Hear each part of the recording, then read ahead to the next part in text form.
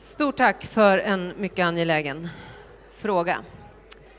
Nu hälsa Forum Syd välkomna upp på scenen och vi ska börja med en samtalsledare som jag tror vi har på plats, som är Andreas Karlsson, som är frilansjournalist och är baserad i Sydafrika till vardags.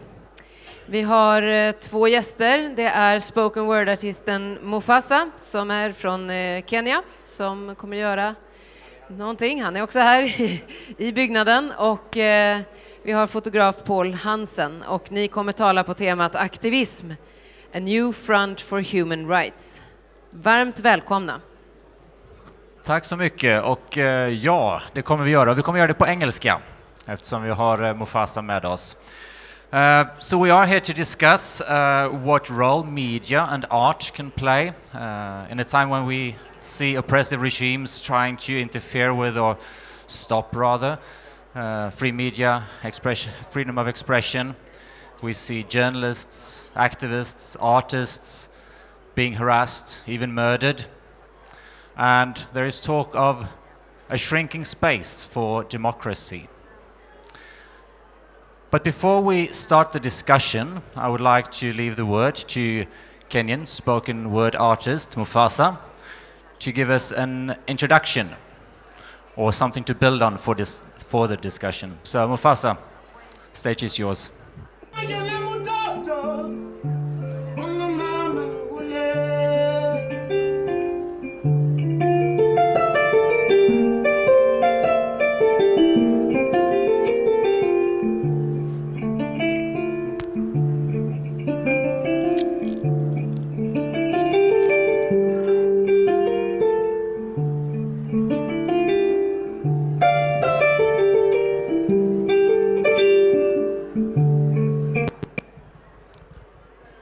My president is Kenyan, but he cannot tell my story. Like when I was 16 years old, my mother bought a sofa from her friend. Her friend had bought a new one, and now the old one was taking too much space. When the new old sofa occupied our house, we could not sit on our praises. We sang praises to my mother for a warrior who had slaughtered a dragon. I thought this was what the president meant when he said the economy is growing. 3 months later, we learned my mother had not finished paying for the seat. Wasn't even halfway there. We watched men come into our house on a February, lift our seats and march away with our dignity. My mother's friend did not care enough to leave us with our ego to sit on. That year, I missed so much of school, I started to hate math. I hated how everything was adding up. I hated the fact that outside our house, the economy was growing. My president is Kenyan, but he cannot tell my story. Like a few weeks before my mother's close friend passed on, they were seated in a car, worrying about their blood pressure, worrying that death might be around the corner or at the back of the car. My mother's friend asked my mother not to die first, asked my mother to let her die first, asked my mother to take care of her children if she died first. That's the real story of families in Kenya. Children are to die for, and parents are working to death for their children. But single mothers are afraid to die. Single fathers are afraid to die. They are not afraid of how they will die. They are afraid if they die, they will leave their children with nothing. Children with nothing are begging on our streets every day. Children with nothing grow up to become grown men with nothing. Grown men with nothing but a knife will stop you for nothing. For a phone, for the tiniest bulge in your pocket. Our GDP don't mean nothing to children with nothing. Or is it children with nothing mean nothing to our GDP? My president is Kenyan, but he cannot tell my story. I hear he is a good man. He is warm with laughter. He takes photos with children, invites artists to the State House. It's a beautiful thing. It's good for his image. Mothers who lose their children to cancer because of delayed chemo at Kenyatta National Hospital care about image too. They want to clean their babies' bodies and bury them beautiful too. Hospital bills are holding back mothers from burying their children. Yesterday, I had a stranger at a barber shop say if his child dies with a medical bill, he will not sell his tiny piece of land to bring a dead body home. There might be no land left for burial. My president doesn't know. We know in the city, you don't have ancestral land. You just have compound eyes. Use your eyes. I challenge you to look at the people we vote for, how they make it about themselves and their tribes and not their work. Because if it was about service, I would point it out. They have not been giving, they have been taking. Look at how rich they have become now. How will they care about land policy for the poor when they are clearly about owning more land than a province? Isn't that how much land they have now? Enough land to land themselves their own country? I mean, don't our parents work so hard to buy a piece of land then sell everything every time a severe illness visits our families? My president is Kenyan, but he cannot tell my story, because what we need is not 4 pillars or 6 pillars or 15 pillars of anything. What we need is for people in the government to stop eating our money. Every year in Kenya, about 600 billion shillings, a third of our country's budget, is lost through corruption. So how will we know what 600 billion shillings could do for landless Kenyans, for homeless Kenyans, for jobless Kenyans, for hungry Kenyans, for angry Kenyans, for girls living in families that cannot afford to buy them sanitary pads in 2018? How will we know what 600 billion shillings could do for relevant and quality education for about 90% of Kenyan children who don't go to private or international schools? How will we know what 600 billion shillings could do for about 40% of Kenyans living below the poverty line? How will we know what 600 billion shillings could do for families that do not have easy access to affordable medical care? How will we know when we don't even know why Kenya imports sugar and sometimes maize, and we have land and farmers, and our flag says our land is green? Thank you.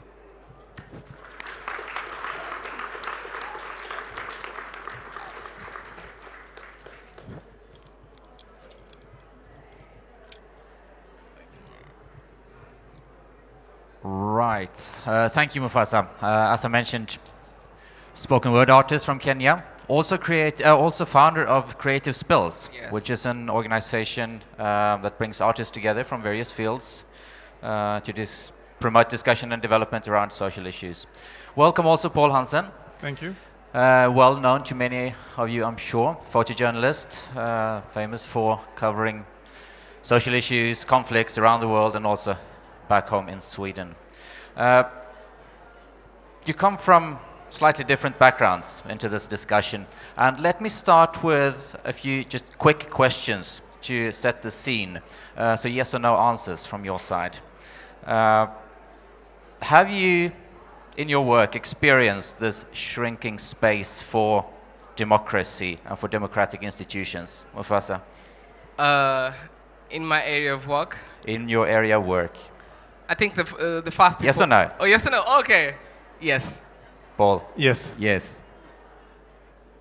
Have you yourselves been threatened in your line of work? Not directly. Not directly. Yes. Yes. As a result, and this is for you then, Paul, have you ever considered stop doing what you're doing?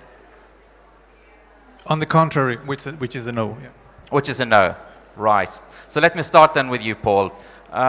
Why, despite being threatened, have you decided to keep doing what you're doing? I've not only been threatened, I've been stabbed, kicked, spat on, cursed at, and shot. So it's all over the same package, I think. And I think the reason why that happened to me or colleagues of mine, I think there was a seminar before this that talked about journalism is one of the most dangerous professions. And I think that in its way, it's a kind of inverted or bizarre receipt that we are doing something good because we are dangerous to certain people. And the option for me to stop, it's not there because I think it's a very important job that we do. If we wouldn't do it, who would do it? And Mufasa, you said you haven't directly been threatened. Yes, not directly. Can you give us a description, adding to your initial performance, about the situation in your home country for free speech and for the freedom of expression and also for democracy in your home country, Kenya? Yeah, in Kenya, I think like most regions in the world, the people who are at the forefront of attack are usually the media. The first people are the media. Like last year, the national government closed down the media for about a week because of covering an event, an opposition event that was showing the opposition having more numbers or a lot of numbers. I think, but now again, as an artist, as an individual artist, when it comes to talking about social issues and progressive development or matters that might be anti the government, once you do that, any corporate that is affiliated to the government or the president will not easily give you a job opportunity. And as a poet myself, I earn my living through performance poetry, and there are times when probably I have been stopped from performing because of my work. Yeah. And how do you work as an artist to sort of promote change in a positive direction? So what I'm part of a creative collective called Creative Spills.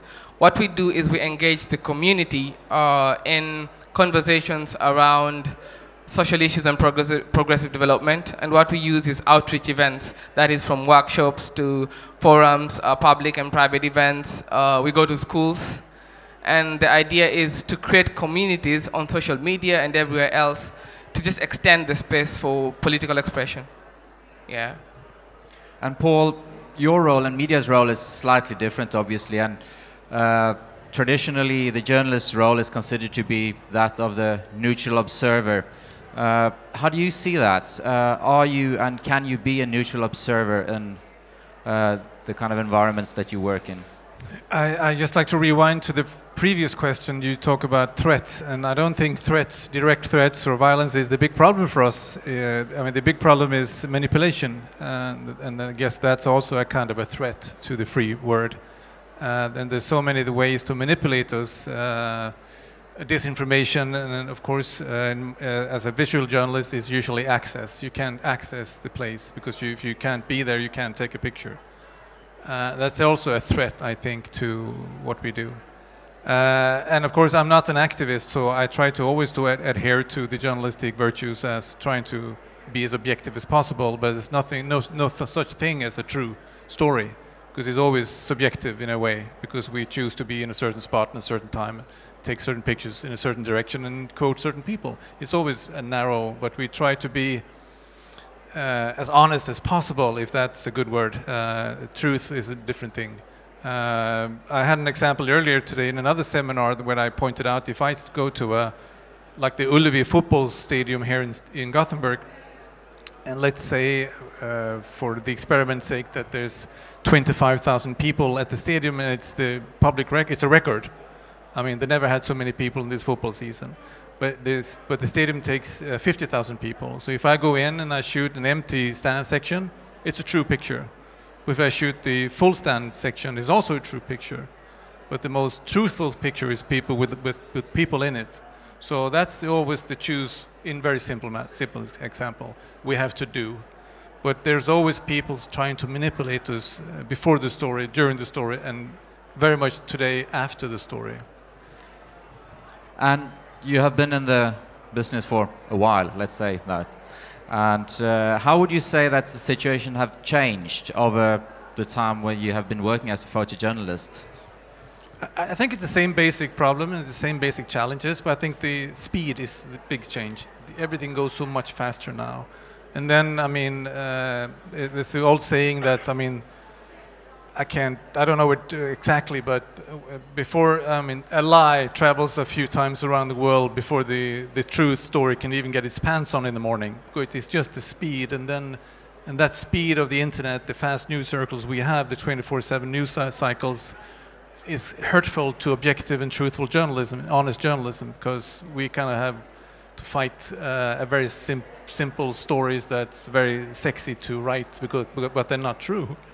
So that's the biggest change, I think, the speed. Mufasa, do you see similar trends? Do you see things moving in the right or the wrong direction generally for democracy and for your ability to express yourself?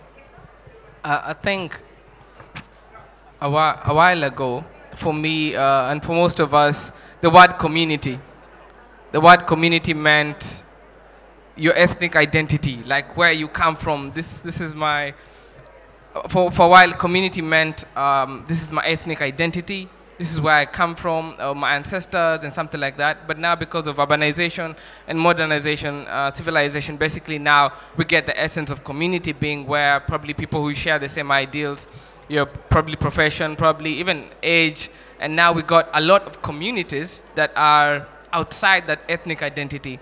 And these communities, which are in schools, on social media and everywhere else, are extending the space for this conversation. This wasn't there a while ago. And these people, we have artists who have a lot of followers, so that means we're interacting with a lot of audience. A lot of audience are interacting with the same information at the same time. I think it's a better time for political expression in Kenya. It is. So things are moving in the right direction. Things are moving in the right direction. And then again, when more people are talking, and then more things are coming out in terms of bad governance and all these things. Initially, we didn't talk about it. We knew this was happening, but we did not talk about it. But now there's a lot of conversation, and what that does, it makes people angry. And making people angry, we're waiting for that now. Our job as artists is to use that anger to transform into action. And probably action in terms of better decision making when it comes to voting and accountability of our leaders. Yeah. Why do you think that we see a negative trend in terms of freedom of speech and freedom of expression? More and more journalists, activists, artists being threatened in general. Why? Why do we experience this now? You were talking about media, social media, and that part of it. Anyone?